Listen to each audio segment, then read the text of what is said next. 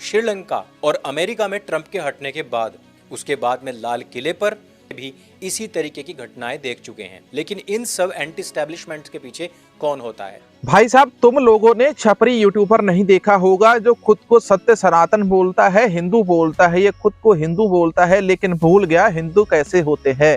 हिंदुओं ने जो दिल्ली के 1984 के अंदर कुछ वो हिंदू थे जिन्होंने सिखों की बहु बेटियों को अपने घर के अंदर अपनी बेटी बनाया, अपनी कसम खिलाकर लोगों के सामने कि ये मेरी बेटी है, ये मेरी बहू है, इनका सिखों के साथ कोई संबंध नहीं, उनकी जान बचाने के लिए। लेकिन वहीं इस जैसे छपरी यूट्यूबर हिंदू थे, सनातनीय थे, जो सिखों के गले के अंदर टायर डालकर उनको जला रहे थे। सिखों के सर पर बाल देके, पगड़ी देखी, उनको मारना पीटना शुरू कर दिया। ट्रेन के अंदर इन जैसे छपरियों ने सिखों की बहु बेटियों के साथ दुष्कर्म किया, उनको उतार कर उनको मारा पीटा, उनको किडनैप करके ले गए।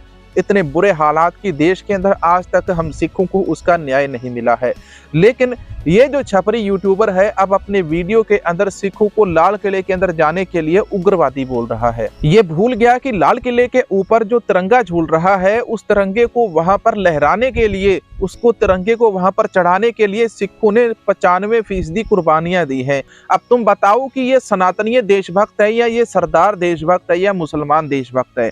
ये इसके वीडियो सुनने के बाद आपको पता चल जाएगा। ये बात करता है बांग्लादेश की, अपने वीडियो के अंदर कहता है कि बांग्लादेश के अंदर जो तख्ता पलट गया भाई, उस तख्ता पलटने के बाद अब जो बांग्लादेश के अंदर हालात हैं वो उग्रवाद फैल रहा है। और ऐसा ही उग्रवाद ये कहता है कि ये जो उग्रवाद है अमेरिका के अंदर, ऑस्ट्रेलिया के अंदर, मिस्र के अंदर, पाकिस्तान के अंदर, श्रीलंका के अंदर हुआ, बांग्लादेश के अंदर हुआ, और ऐसा ही 2019-20 में हमारे भारत के अंदर लाल किले के अंदर देखने को मिला था। और वहां पर सरदारों की ये तस्वीर दिखाता है।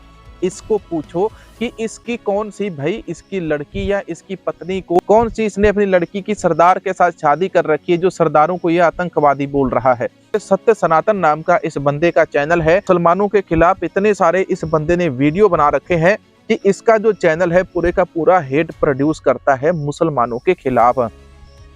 ये बात करता है हिंदुओं की, मैं बात करता हूं उन हिंदुओं की जिन्होंने हमेशा सिखों के साथ कंधा जोड़कर, कंधा मिलाकर एक दूसरे का सहारा बनकर चले हैं।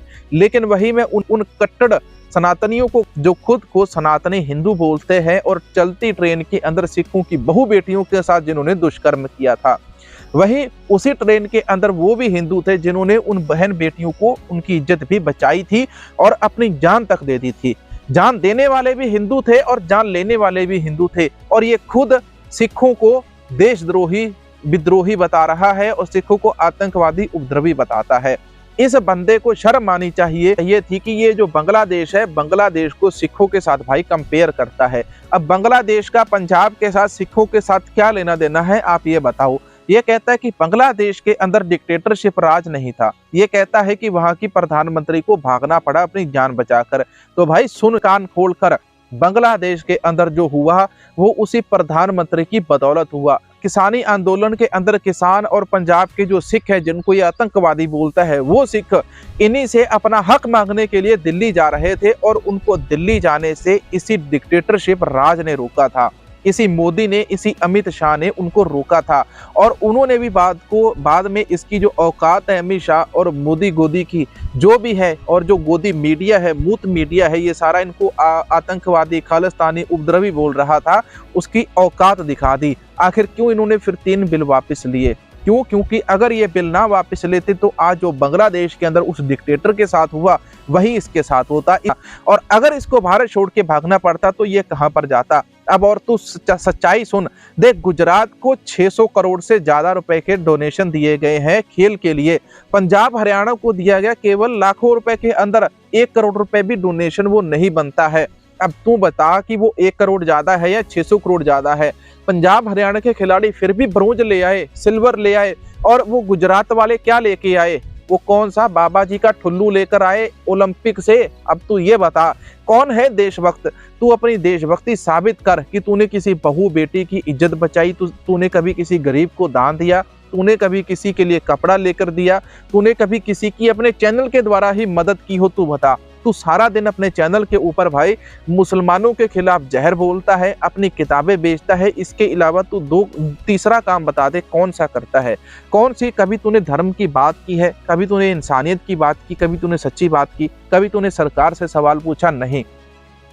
ये भाई यूट्यूबर छपरी यूट्यूबर है और ये बंदा अपने वीडियो के अंदर जिस प्रकार से सिखों को खालिस्तानी आतंकवादी बोल देता है, कई बार इसने बोला, ये पहली बार नहीं, ये लेटेस्ट वीडियो के अंदर जो चीज सामने आई है मैंने उसके ऊपर बात की है कि बांग्लादेश की बात करते करते ये लाल किले की बात ले आता है। इसी लाल किले के ऊपर जो तिरंगा झंडा फहराया गया है, इसके लिए सिखों ने 90% कुर्बानियां दी है।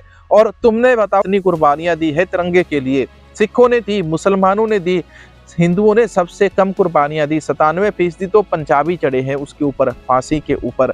अगर 100 फांसी के ऊपर टोटल लोग चढ़े हैं तो उसमें से 97 पंजाबी चढ़े हैं और 97 पंजाबियों में से 95 सिख चढ़े हैं। अब तू बता कि भाई तूने किस प्रकार से ये कह दिया कि ये उपद्रवी और आतंकवादी है? शर्म कर, अपने वीडियोज के अंदर सिखों का नाम लेना बंद कर दे। हम जानते हैं कि इस देश के अंदर जिसको भी फेमस होना होता है वो सिखों के ऊपर उनको आतंकवादी खालिस्तानी बोल देता है, फिर वो फेमस हो जाता है। भाई ये वो वीडियो था, वीडियो के द्वारा मैं आपको जानकारी देना चाहता था कि ऐसे जो छपरी यूट्यूबर है वो सिखों को लाल किले के अंदर जाने के लिए लाल किले के अंदर पुलिस लेकर गई थी, सिख खुद नहीं चले गए थे। दोस्तों, किसानी आंदोलन के अंदर जब सिखों को रोका जा रहा था तो पुलिस ने एक रोड मैप तैयार करके सिखों को, किसानों को आगे बढ़ने का रास्ता दिया था कि इस रास्ते से जो किसान है वो आगे जाएंगे।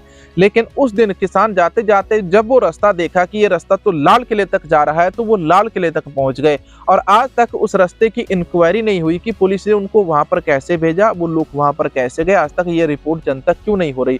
क्योंकि सरकार खुद चाहती थी उनको वहां पर भेजना और इस किसानी आंदोलन को उग्रवाद, आतंकवादी, खालिस्तानी आंदोलन बताकर उस समय वो तोड़ने की प्लानिंग कर रही थी। और सरकार खुद किसानों को लाल किले के अंदर लेकर गई और वहां पर जाके फिर किसानों ने अपना निशान साहिब लहराया और कुछ नहीं किया। उन्होंने ना तो तिरंगा उतारा, ना तिरंगे का अपमान किया और वहां पर तिरंगा एक साइड में लगा हुआ और उसके दूसरी साइड में निशान साहिब लगा दिया। अब उसी को अलग अलग एंगल से कुछ गोदी मीडिया, मूत मीडिया ने दिखाकर उनको आतंकवादी और खालिस्तान का झंडा बता दिया, उनको जेल के अंदर भर दिया। उसी निशान साहिब को वहां पर लहराते हुए को आपने देखा होगा जब आप 12 मिसलों का इतिहास पढ़ेंगे। 12 मिसलों के इतिहास के अंदर वही निशान साहिब लाल किले के ऊपर लहराता रहा है। गुरु गोविंद सिंह जी के समय से वहां पर वो निशान साहिब लहराता था। आज अगर तुम्हारे देश की इज्जत है, तुम्हारी हिंदुओं की बहु बेटियां सुरक्षित है तो उसी निशान साहिब की बदौलत है, जिसको तुम खालिस्तान, उग्रवाद बोल देते हो। तो तुम भाई जो छपरी यूट्यूबर हो, तुम माफी मांगो। मैं बस तुमसे यही कहना चाहूंगा। तो भाई मिलेंगे नए वीडियो के अंदर। वाहिगुरु जी का खालसा, वाहिगुरु जी की फतेह। चैनल को सब्सक्राइब करके बेल आइकन को ऑल पे कर लें और वीडियो को लाइक करने के बाद, कमेंट करने के बाद व्हाट्सएप में शेयर जरूर करना।